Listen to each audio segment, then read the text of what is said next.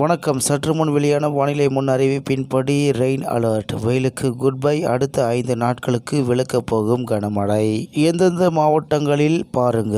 செய்தியை முழுமையாக கேட்கறதுக்கு முன்னாடி நம்ம சேனலை சப்ஸ்கிரைப் பண்ணலாம். சப்ஸ்கிரைப் பண்ணிக்கோங்க. மறக்காம பெல் பட்டனை கிளிக் பண்ணிக்கோங்க. அப்பதான் நம்மளுடைய அப்டேட்டட் நியூஸ் உங்களுக்கு உடனுக்குடன் வந்து சேரும். தமிழகத்தில் கோடையின் உச்சமாக கருதப்படும் கத்திரி வெயில் இன்று தொடங்க உள்ள நிலையில், அதே சமயம் பல மாவட்டங்களில் கனமழைக்கு வாய்ப்பிருப்பதாக வானிலை ஆய்வு மையம் தெரிவித்துள்ளது. கடந்த சில நாட்களாக தமிழகத்தின் பல பகுதிகளில் வெப்பநிலை அதிகரித்து வருகிறது. குறிப்பாக வேலூரில் 41.8 டிகிரி செல்சியஸ் வரை வெப்பம் பதிவாகியுள்ளது.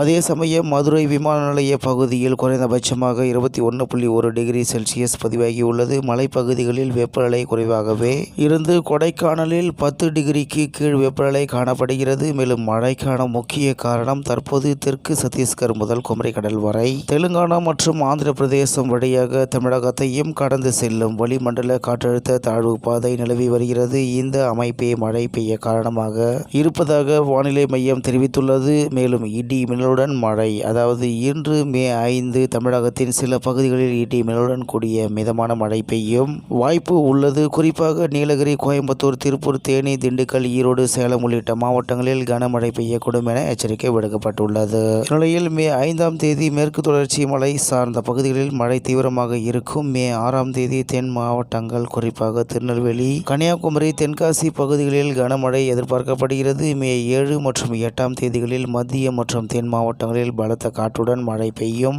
வாய்ப்பு உள்ளது. மே 9ஆம் தேதி கூட பல மாவட்டங்களில் இதே நிலை தொடரும் என கூறப்பட்டுள்ளது.